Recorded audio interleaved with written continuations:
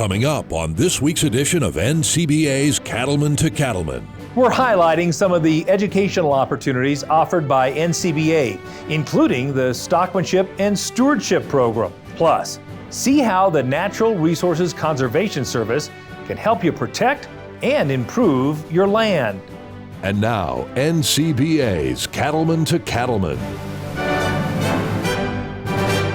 Hello and welcome to NCBA's Cattlemen to Cattlemen. I'm Kevin Ochsner. Cattle producers know it's vital to stay engaged in the policy process, but that's not easy to do on a daily basis when you've got a farm or ranch to run. That's where NCBA's government affairs staff comes in, as they work every day on a number of issues that could impact your operation. We've got an update on what's happening in our nation's capital in this week's Beltway Beef Spotlight.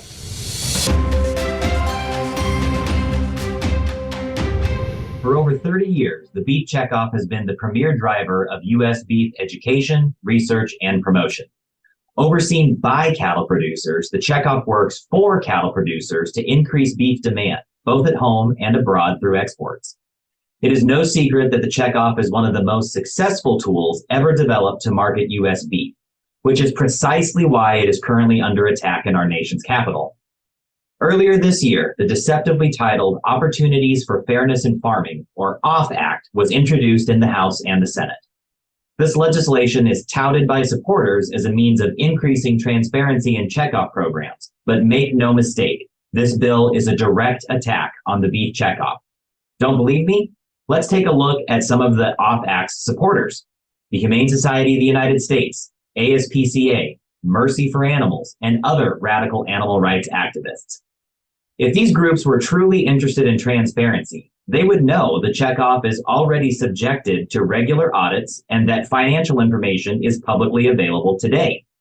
But these organizations don't care about beef research, promotion, or even transparency.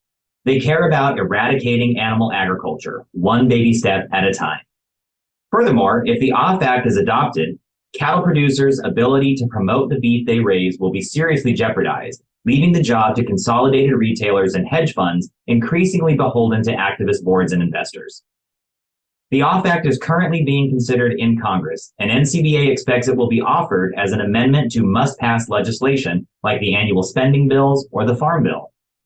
If you believe that cattle producers should remain in the driver's seat to market U.S. beef products, then contact your lawmakers today and tell them to listen to farmers and ranchers, not animal rights activists with extreme agendas. Tell them to oppose the OFF Act and support the beef checkoff.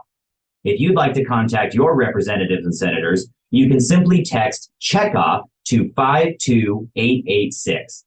It only takes a few minutes to do your part in ensuring the continued success of your beef checkoff. If you want to stay up to date on all the key issues and policies coming out of Washington, D.C., while simultaneously supporting the work being done on your behalf, you need to become a member of NCBA. It's easy to do. Just call 866-233-3872 or visit the website ncba.org. Be sure to use the code C2C for a special membership offer for our viewers. The National Cattlemen's Beef Association is also focused on education to ensure producers have access to the latest production and management techniques. Joining us now to discuss these efforts is Josh White, Senior Executive Director of Producer Education and Sustainability for NCBA. Josh, why is it so important that NCBA places an emphasis on producer education? Well, NCBA's mission is all about being the trusted leader in the beef cattle industry. And so, our team in Washington, D.C. does an amazing job leading on the point of the spear, so to speak, with regulatory and legislative issues. But, not everything that affects farmers and ranchers originates out of D.C. We still have a lot of autonomy out there to run our businesses, make a lot of decisions. And even coming out of some of that legislative and regulatory action, there's education needed, whether it's around taxes or land management and grazing and things. So, we fit in really nicely there. When we talk to producers about why they want to be a member of NCBA, producer education ranks really highly. CattleCon is coming up quickly, and of course, Cattlemen's College is always such an important part of that event. Tell us what you have in store this year for Cattlemen's College. Well, we're trying something completely different, actually, with our schedule. We're stretching Cattlemen's College programming throughout the week this year. So a new wrinkle that hopefully helps attendees be able to attend more sessions, to work it into their other priorities, whether that's in the trade show or in committees, instead of cramming it all kind of in on the front end. So we will do a luncheon and a keynote right on the front end on Wednesday, which is our tradition, and then move into programming throughout the day on Thursday and Friday. And we'll also have a classroom session within the trade show. So fantastic. Different opportunities, different areas to make it more convenient for people to access that educational content. And there are other educational opportunities at CattleCon. Tell us about some of those. Right. I mean, if you've never been, there's always something going on. So it's really more about prioritization when you get there. So hopefully you make a good plan. We have the demonstration arena also in the trade show that we run, with focus on BQA and cattle handling, BQA principles. Sometimes we wander into other areas like cattle handling as it relates to transportation or even grazing management, and chute side demonstrations. Sometimes we'll take a look at technology that can be used chute side or within that. So really cool stuff going on in the trade show. There's also the learning lounge, the cattle chats, which are shorter that you can just drop in and out of. Right there in the center of the trade show. So always something going on in the trade show. Then there's other things like the DC update. I mentioned how critical that regulatory and legislative area is. So just even if you're not on a committee, being able to learn about what's going on in those environments that might affect you on the ranch. And then we have a sustainability forum that we're excited about this year. Lanco sponsors that. Of course, Zoetis is a great partner for Cattlemen's College. We can't do this stuff without great partners out there. You mentioned grazing, and clearly grazing plans and grazing management has always been important, but it's gaining a lot more attention. What kind of educational opportunities do you have in that regard?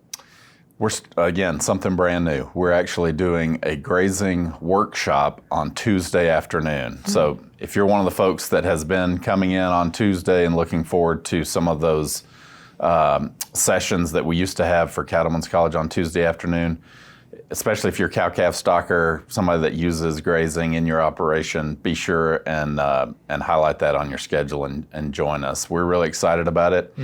We will start off with a luncheon and a keynote, but then this is really a workshop. We're going to break into rooms based on your area of the country, rainfall, sort of grazing system, and then we'll have experts from Beef Cattle Extension, Noble, some other technical experts, as well as folks that are service providers. So whether that's about water, fencing, looking at solar, other things that help you develop a grazing program and actually make it work.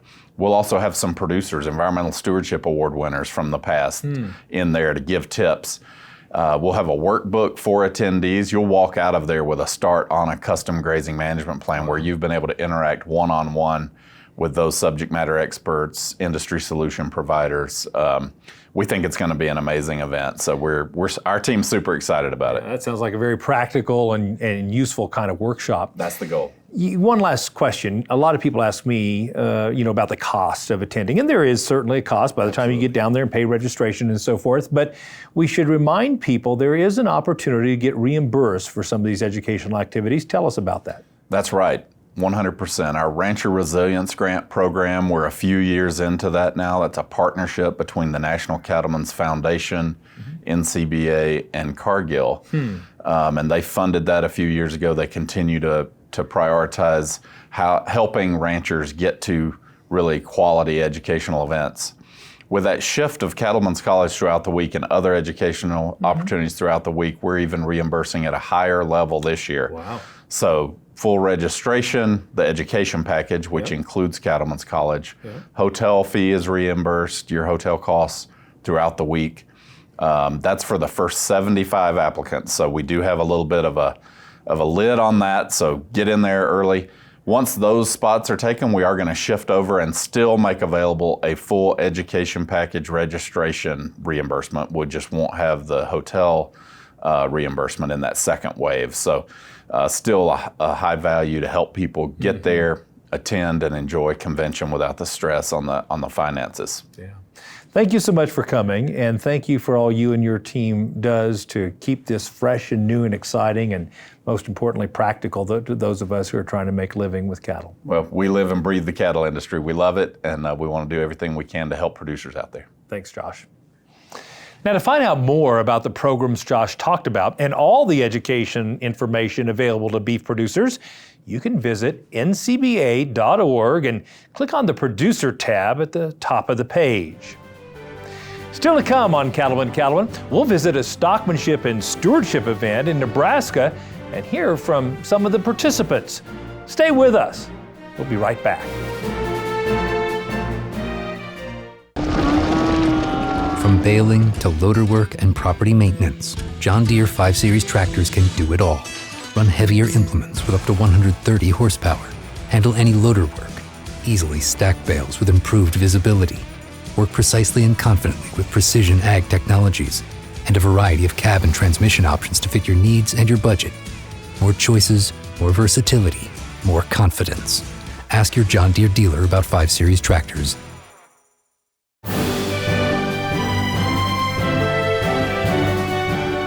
Earlier in the show, we talked about producer education opportunities through NCBA.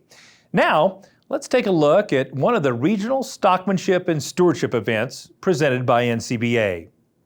Cattlemen to Cattlemen reporter Brad Bulla has the story. Stockmanship and Stewardship is a unique two-day experience where producers learn cutting-edge techniques and get valuable hands-on training to become better animal caretakers. These clinics are led by a great team of experts who present live demonstrations of low-stress cattle handling.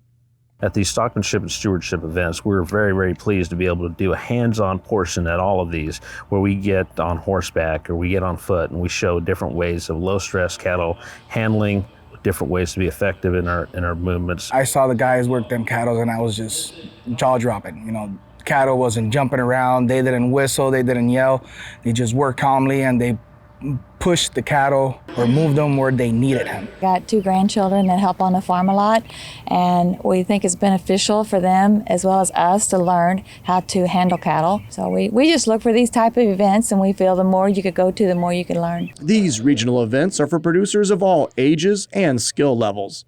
And moving around the country allows the experts to highlight the best practices in different regions.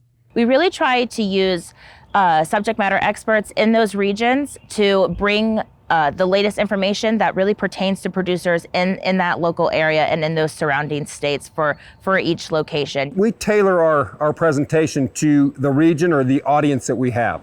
And obviously all around the country we have different areas that have different type of stockmen, but the basics are all the same, but we just kind of change the tone a little bit. So I think it's real important to present things in a way that it fits the audience. And that's what we try to do at our Stockmanship and Stewardship programs. Many of the sessions in Nebraska were presented in Spanish to help those who work on cattle operations every day, but English isn't their first language. The Stockmanship and Stewardship program has a commitment to the total cattle industry workforce. So these events are a great opportunity for everyone to come together and really bring it all together and learn these skills that they can then take back to their operation. We are all responsible for what that product looks like at the very end.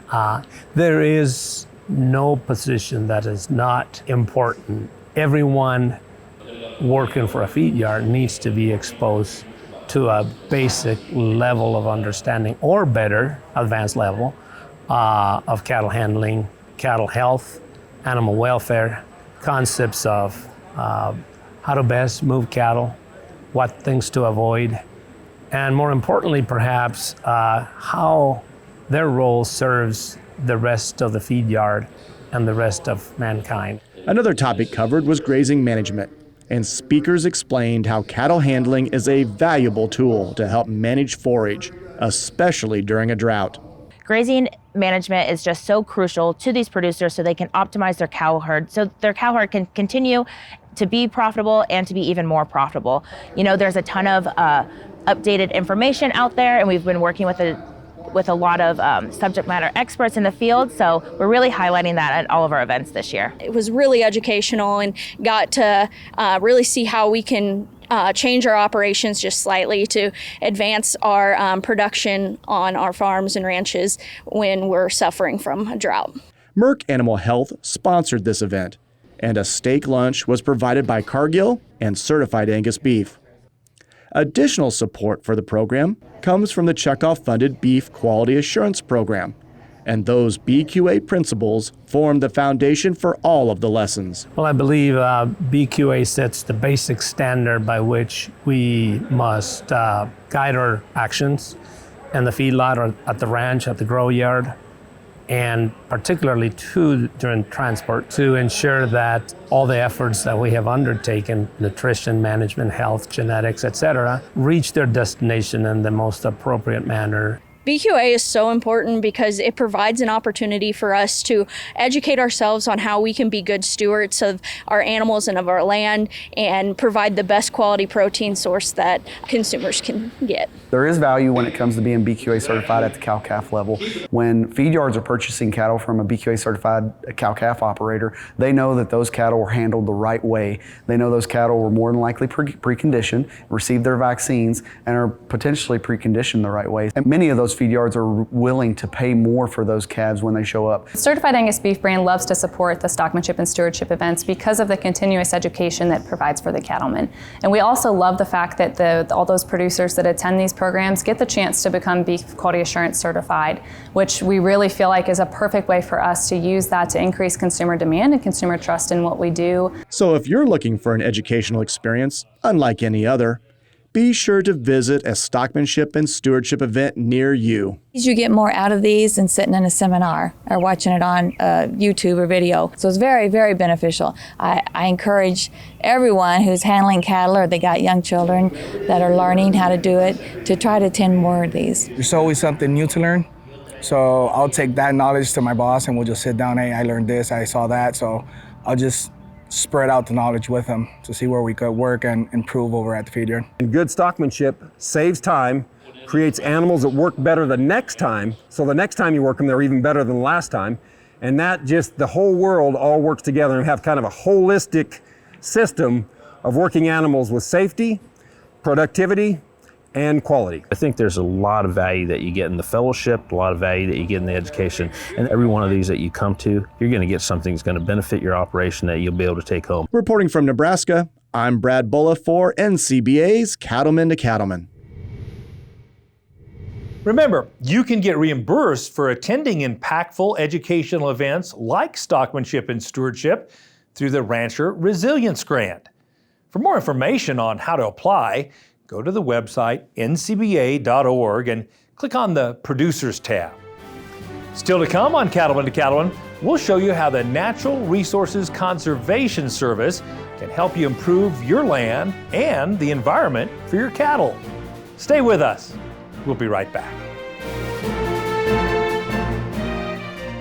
CattleCon 24 is marching onward to Orlando, January 31st to February 2nd, 2024.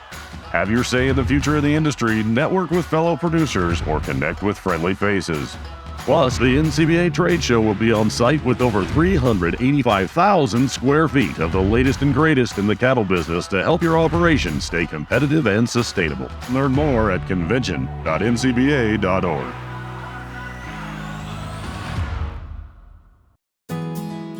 This beef quality assurance tip is funded by the Beef Checkoff. Hi, I'm Jesse Fulton. Today I want to talk to you about transportation. Each year, millions of cattle are transported across the United States. Whether it be a bumper pull trailer, a gooseneck trailer, or a cattle pot going down the roadway, these act as big billboards for the beef industry. So in order to ensure consumer confidence, we need to ensure our animals are fit for transport. When assessing fitness for transport of our cattle, we are looking at three things: the health status of the animal, to ensure that we are not causing any biosecurity issues, the mobility score of the animal, and the body condition score of the animal, to ensure these animals are able to withstand the rigors of transport. To find out more about transportation, the Beef Quality Assurance Program, or the Beef Quality Assurance Transportation Program, go to bqa.org. The Beef Quality Assurance Program is funded by the Beef Checkoff.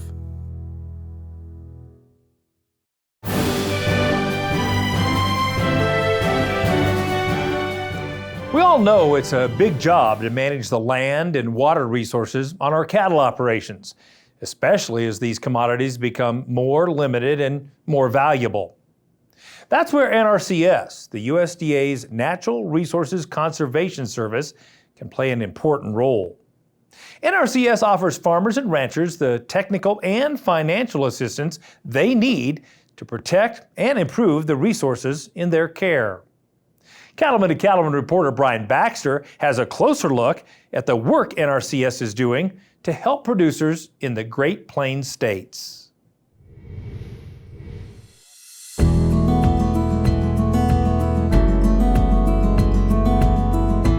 Stretching from Texas to North Dakota, the Great Plains is a critical region for U.S. beef cattle production. But the health and productivity of these lands are severely threatened by woody plant encroachment. To fight back, ranchers are partnering through an NRCS initiative called Working Lands for Wildlife and a multi-state effort called the Great Plains Grassland Initiative, or GPGI. I had the opportunity to serve on an advisory committee for the Great Plains Grassland Initiative. I was very humbled that they had asked me to do so. It gave us an opportunity to actually have rancher input. And so having participated in some cost share programs like EQIP in years past, it gave us some insight to maybe tweak those programs and maybe see where they could be improved. We have a producer board that we respond to within Kansas. And that producer board has been alongside us from the get-go. They're actually probably one of the driving forces for us being successful in Kansas. And so for that ranching community, along with our partners, to step up and say grasslands are important and we have threats and we need to address them, that's probably what makes me the most proud. What the Great Plains Grassland Initiative has really allowed us to do is it's really allowed us to have actual wins on the grassland. Ourselves and many of the other producers, we cut more and more trees every year and we feel like we have nothing to show for it. When Direct Tidwell came along and showed us a study and the Great Plains Grasslands Initiative started, it gave us something to really get a hold of where we could actually win and make progress on our grasslands. And that's really important to us, and it keeps that fire going so that we can keep going, make progress. The Great Plains Grassland Initiative is kind of a new way to attack an old problem. And I like the idea of cleaning up your clean ground, seeing success, then going at the trees, the infestations, the heavier infestations. Invasive trees and woody plants don't respect fence lines or state lines, so all of the Great Plains is seeing significant loss of valuable grazing lands and wildlife habitat. The challenge is bigger than any one landowner can tackle. That's where NRCS and the Great Plains Grasslands Initiative provides the expertise and the cost sharing needed. And this whole program stands on kind of three pillars. It's a rancher-driven approach, it's a science-informed approach, and finally then it's an agency-supported. So me as working with an agency is how do we come alongside there and support that effort? Because it's going to take that local effort. With Kansas being over 98% privately owned, it's going to be those local landowners that are going to get it done. Ranchers and landowners are asking for these solutions. And NRCS, we're just a technical agency that fits the need of being able to be in there and provide some technical assistance early on to groups as they're starting to implement the solutions that these scientists bring forth. But then also we can come behind and come alongside landowners and other partners and supplement other sources of funding to help landowners offset the cost of doing these practices and given them the incentive to do something they might not have got onto otherwise. There is no boundaries. It's one big prairie, and being able to work together. Been trying to work from the outside in for so long and we're just not getting anywhere. And this new idea with this new science has really shown all of us that we're going to work from the inside out, and we're having just better progress in getting rid of the cedar trees and just all the woody species. And with having that intact prairie, we're just expanding that wildlife habitat, the better grazing distributions for our ranchers, and it's just a win-win all around, not just for the states, but for the prairie, the wildlife, and the ranchers. Through these initiatives, farmers and ranchers are using a variety of methods to remove woody plants and defend the core of the Great Plains grasslands. The voluntary programs offered to landowners by NRCS are a critical part of the effort. It takes folks like Dusty Taha with Natural Resource Conservation Service and Doug Spencer. That technical support is invaluable to us. So I'm not necessarily a grass expert, but I know one. I can call on him whenever I have a stupid question. I'm not a water systems expert, but I know a guy that is. I can call on him if I have questions. It takes everybody working together. It's a collaborative effort. And the boots on the ground management is what I provide, what I bring to the table. There's a lot of help available, again, to get started on it. I would go to NRCS right away and say, hey, what do you have available, to see how that comes into play. And then also look at a burn association in your area and say, hey, how do we work these things together? Because there's not one solution to this thing. It's clear that left unchecked, invasive woody plants will take over a grassland and drastically limit cattle grazing and wildlife habitat. The desire to protect these grasslands for the future has motivated many ranchers to take advantage of the partnerships available through NRCS. We definitely recognize that this is a bigger threat than any one landowner or any one agency can deal with. And this is one of the reasons why NRCS is working on pulling together these summits and trying to get so many of these groups set up, these working groups and these coalitions to be able to provide resources to our landowners. Because at the end of the day, what we're really trying to do is keep our ranchers ranching. And we recognize that the cedar and these invasive woody species are a direct threat to keeping ranchers ranching. My recommendation is always, for any rancher that's wanting to get involved with any NRCS program, and especially GPGI, is make that local visit to the local county conservation district where our NRCS staff is and our conservation district partners are at. The best step is just to start having that conversation. We always tell everybody, get to your local USDA NRCS office, start working with them, be the boots on the ground, get that free technical service out there to go out and see what's happening on the ground and start that conservation plan, because we all know that's where it starts, and from there, that's where good things happen. We know the peril that it is. We're proactive. We're trying to fight back. It's coming at us. And the program, the GPGI, and the NRCS is helping us to meet that enemy as it's coming at us. Reporting from the Great Plains, I'm Brian Baxter for NCBA's Cattlemen to Cattlemen.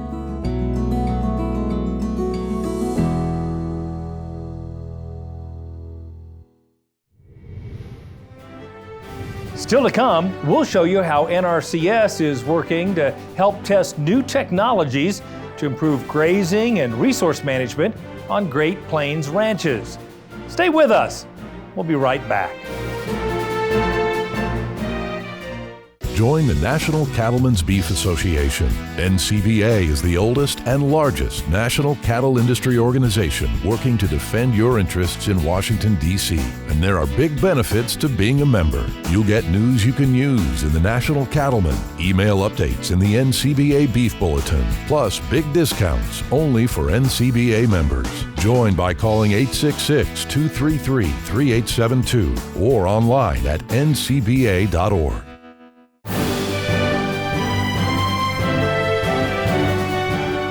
The USDA's Natural Resources Conservation Service works to help landowners protect and improve their natural resources. Sometimes that includes the use of new methods and technologies that can help balance the nutritional needs of cattle with the health of grasslands. Brian Baxter takes us to Kansas to look at a new way to control the movement of cattle and where they graze. The tallgrass prairies in central Kansas are home to Mush Rush Ranches, a family operation that raises red Angus bulls and females. With a goal of keeping their ranch viable for generations to come, the Mush Rush family is working with the NRCS Great Plains Grassland Initiative to defend their grasslands from woody plant encroachment. Defending the core, to me, is all about intact grassland. So not only about trees, but having healthy rangeland in our pastures, against any invasive species, against bare ground, really just looking at the health of our pastures and saying, what can be better and how can we make this better? My hope is that we start seeing these defended cores grow in size, that we can actually share the stories of the mush rushes and those individuals that stepped up and said, grasslands are going to win. And if grasslands win, then the mush rushes win, wildlife wins, pollinator wins, soil, the sequestration, carbon wins. And so there's just a lot of wins on the landscape if we can keep this prairie landscape what it is. One of the unique ways the mush rush family is working to fight invasive woody plants and keep their tallgrass prairie healthy for both cattle and wildlife is with a research project testing new virtual fencing technology. So we've had the opportunity to join up with the Nature Conservancy, Kansas State University, and some other organizations, including NRCS, on a research project involving virtual fence. The major frameworks of this project are to increase habitat for upland game birds, try to repair erosion along waterways. We want to see benefits of grazing along with burning and how maybe there's better ways to rotate through burned areas. And then we also want to change how we utilize areas, such as trailing along fences, cornering cattle, push them out of riparian areas to help with erosion, hilltops versus side slopes. Maybe we can force them into those areas that they don't graze as intensely and give those other areas a break when they need it. So this is the current version of the collar that we're using. It has a battery compartment with a sound vent on it that puts out a sound impulse to warn the cattle when they're entering an area that they should not be in. And then there's an electrical impulse that comes up through the chain, and that is what deters them further if the sound doesn't. There's a training protocol that we go through, and they learn it pretty quickly that the sound means don't go there, and so they quit going in there. And it just hangs around their neck. It does not obstruct grazing. With traditional fencing costing over $10,000 per mile, the virtual technology has the potential to reduce cost and labor.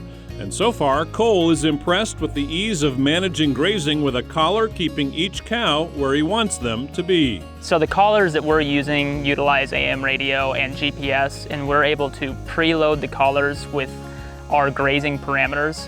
And so the collars can go offline from the tower, but because they have their own GPS chip, they will still work.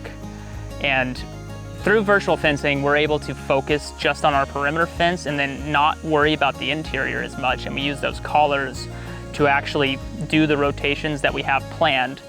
And so using the computer program that they have, we can sit down and we can pre-map our entire grazing plan for the year and lay it out visually with satellite images. And so go out, do field notes, mark down areas that we want to stay in, stay out of, and then come in, put it in the program, load it up, put it in the collar, and away we go. The project is gaining attention. The mush rush family and their cows were on the front page of the Wall Street Journal in a feature article describing their virtual fencing test. And Cole says he's excited to be part of a collaborative project where partners, including NRCS, can pass on their results to others. So with the partnerships, we're utilizing maybe new technology that hasn't been available, and maybe people are a little leery of adapting. And so because we're doing it through this research project, we're kind of sticking our foot in, but not, diving in completely, just getting an idea of what's going on. And so we can show people in the community like, hey, this is gonna work, or maybe it's not. I think it will. The technology has a lot of potential, and we're really excited to see how it plays out in the next 5 years and beyond. In the tallgrass prairies of Kansas, I'm Brian Baxter reporting for NCBA's Cattlemen to Cattlemen.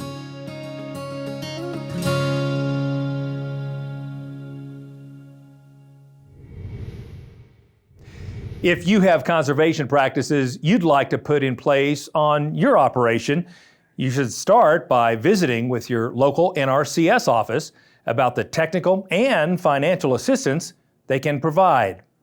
Go to their website, nrcs.usda.gov, to find an office near you. Up next, we'll head to South Dakota for a look at a program that's meant to educate and encourage the next generation of cattle feeders. Stay with us. We'll be right back. By installing Richie waterers, you save water while keeping it fresh and always available to your animals. You protect the land by keeping natural water clean and soil healthy. And you conserve power because they're energy efficient. We're committed to helping you create a prosperous, sustainable, and regenerative future. Because we know, like you know, that every saved drop matters. Richie, fresh water for life. This beef quality assurance tip is funded by the Beef Checkoff. Hi, I'm Dr. Julia Herman with the National Beef Quality Assurance Team, and I'm here to talk to you about building a biosecurity plan. When we talk about biosecurity, we are emphasizing keeping diseases off the operation, and this can be done in a number of ways. Cattle producers are already taking steps to keep their cattle healthy, and having a written biosecurity plan is an important part to both healthy cattle and a successful operation. BQA has developed some useful resources to help cattle producers walk through current biosecurity practices on their farm and provide steps for continuous improvement. The customizable template enables producers to fill out with a trusted resource such as their veterinarian. Our BQA Advanced Education module focuses on the principles of biosecurity and walks through the plan. These are great tools to prepare your operation for a disease outbreak and improve the success of your farm in the long term. Check out these resources on bqa.org. The Beef Quality Assurance Program is funded by the Beef Checkoff.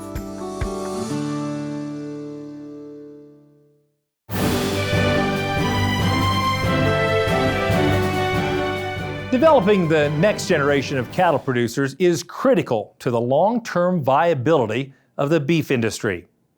Cattlemen to Cattlemen reporter Matt Fleck has a look at how the South Dakota Cattlemen's Foundation is encouraging young producers who have an interest in the cattle feeding sector. The South Dakota Cattlemen's Foundation was formed to help ensure the sustainability of the state's beef industry. One way they accomplish that goal is through the Fed Cattle Challenge, a contest for high school students to learn about the science and economics of finishing cattle. One of our missions at the South Dakota Cattlemen's Foundation is to ensure the long-term viability of the beef industry in the state of South Dakota. And we feel like we need to invest in our youth in order to do that. One area where we saw opportunity was in the cattle feeding sector. We needed a way to get some kids some more cattle feeding experience and exposure. Our state has between 13,000 and 14,000 beef cow-calf operations in the state, but we really have less than 1,000 operations that do any significant cattle feeding. Participants own 3 head of cattle from a pen at Winner's Circle Feed Yard, while getting an in-depth look at all aspects of the cattle feeding sector. Winner's Circle's been involved with the Fed Cattle Challenge now for 5 years, and I think the main thing that I've seen come from the program for the kids is exposing them to the commercial feeding side of the business. So how the program works for us at the feed yard level, we procure the cattle, feed the cattle, and then also market the cattle for the kids. And those kids will see the purchase price, get to calculate their own break-evens and do all the business side of it, but they also invest their own money. It's not a pseudo pen of cattle that they're feeding. They're actually investing their own dollars to get this experience. Because the kids are financially invested, I think it really helps them truly understand the dollars and cents. If it was just a pretend investment, if you will, I don't think the kids would really pay as close attention as they do. And we've actually got some results back from the participants themselves that they said that's one of the top things that they actually really enjoy, is that they are financially invested in the program. I thought it was super important that we invested our own money, because I had real risk in the game. You know, if you were just to sign up for the program without any real risk, you wouldn't really care. But through this program, I found myself really paying attention to the markets and hoping to get a return on my investments.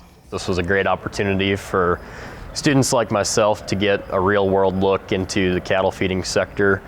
We had the opportunity to do sessions and work with the managers on everything from cattle procurement to cattle health to marketing and everything in between.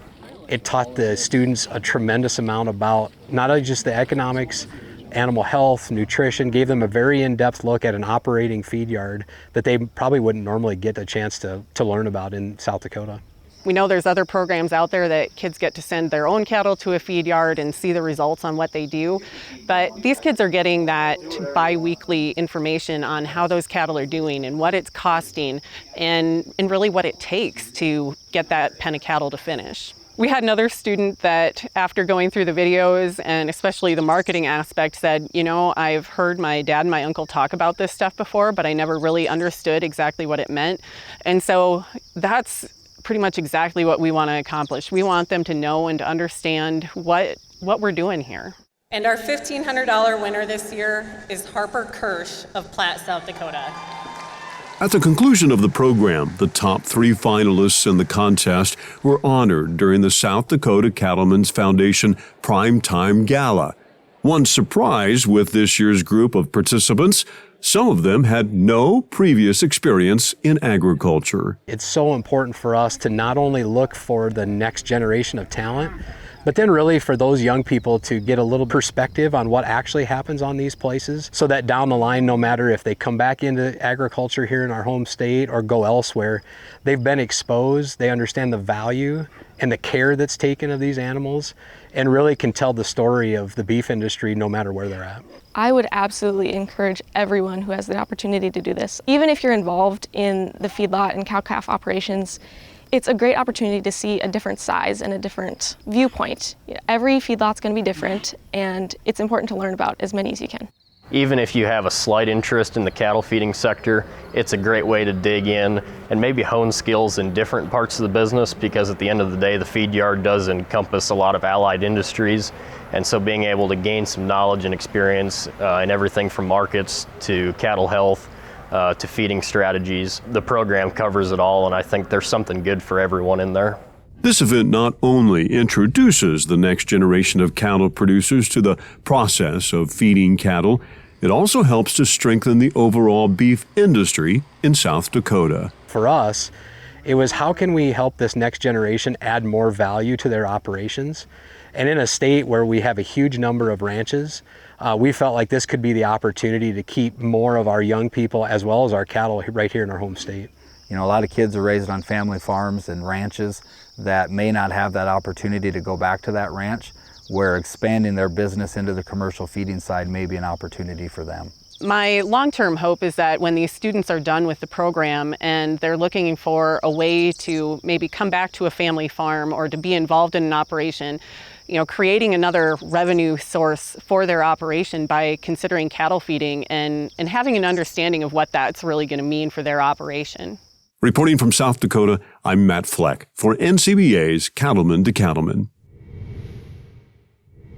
Now, if you've missed an episode of Cattlemen to Cattlemen or want to rewatch a favorite story, you can do so by visiting our YouTube page. You'll find replays of all our shows filled with educational segments and producer profiles from all across the country. So check us out on YouTube. Still to come, we'll preview CattleCon and some of the great things to see and do at this can't-miss event. Stay with us. We'll be right back. Are you concerned about the impact government policies could have on your cattle business? One way to make your voice heard in Washington is by joining NCBA. When you join, you'll be part of the nation's oldest and largest national cattle industry organization that has a professional team working in Washington, D.C. on issues that matter to cattle-producing families nationwide. Don't stay on the sidelines. Make your voice heard by joining NCBA today at the website ncba.org. CattleCon 24 is marching onward to Orlando, January 31st to February 2nd, 2024. Have your say in the future of the industry, network with fellow producers, or connect with friendly faces. Plus, the NCBA trade show will be on site with over 385,000 square feet of the latest and greatest in the cattle business to help your operation stay competitive and sustainable. Learn more at convention.ncba.org.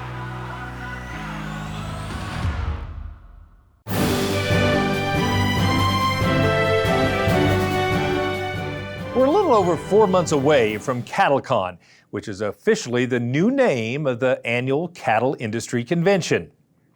And joining us now is Emily DeSormo, NCBA's Associate Director of Marketing and Trade Show. Emily, thanks for coming. Thanks for having me. I'm really excited to be here.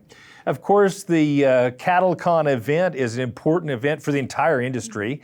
And while we may call it a different name, the same important business takes place. Tell us a little bit about what happens during the week and why it's so important to attend. Oh, absolutely. I mean, this is where the beef industry meets. So cattle producers from all across the country are able to come and have their voices heard, whether it's in region meetings, the DC Issues Updates meeting, policy committee meetings.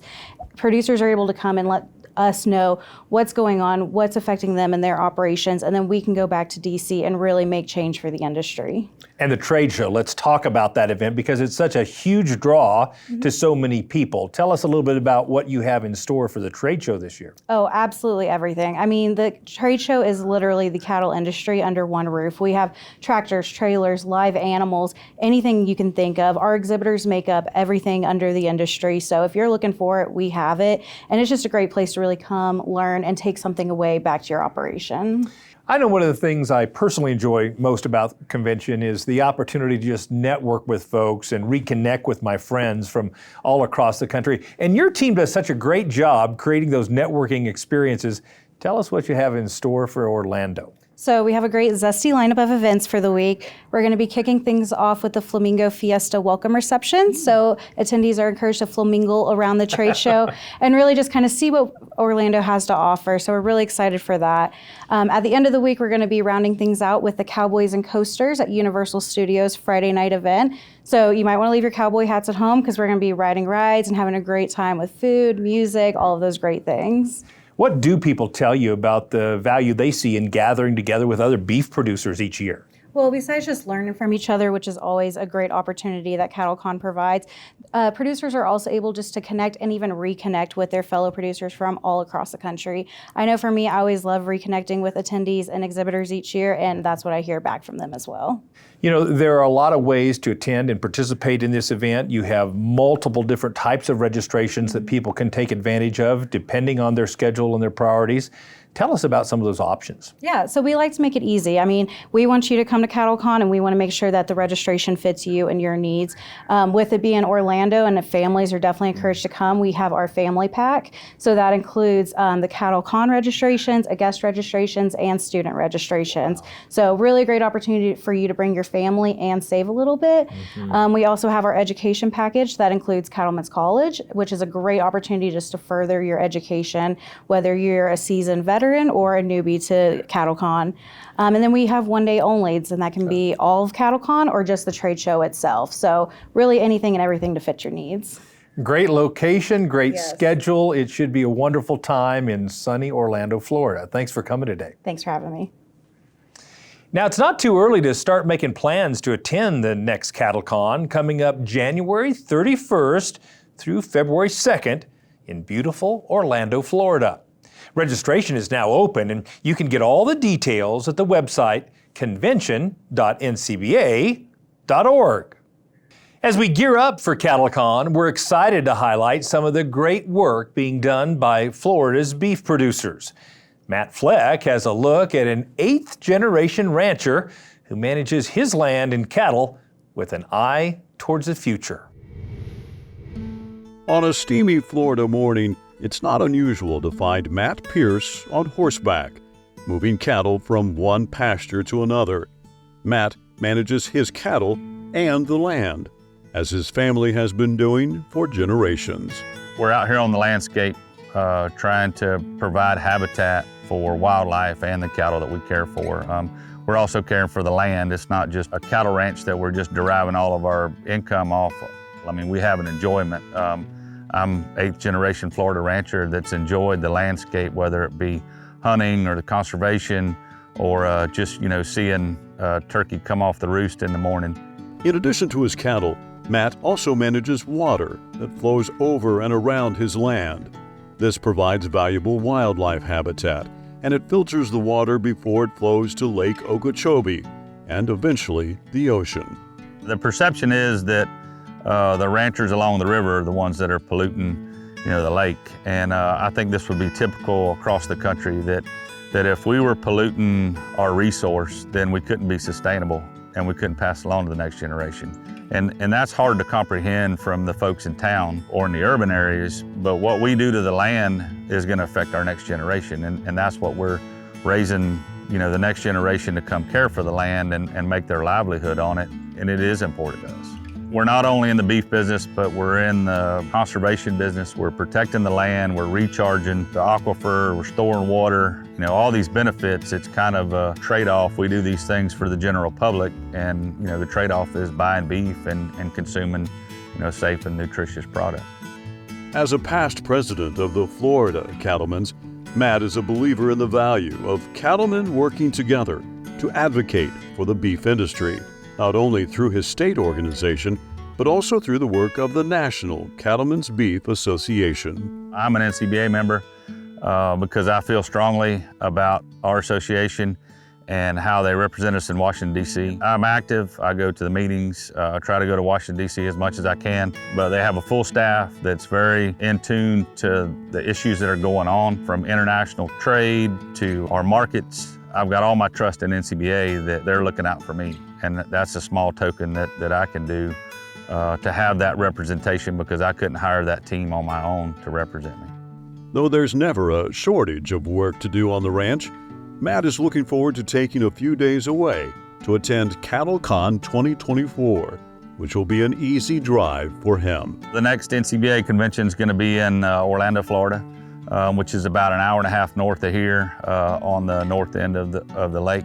I'm excited to show off Florida and what we do down here. Every state's different, but Florida has its challenges and its benefits. But I've been to the NCBA convention for the last 25 years.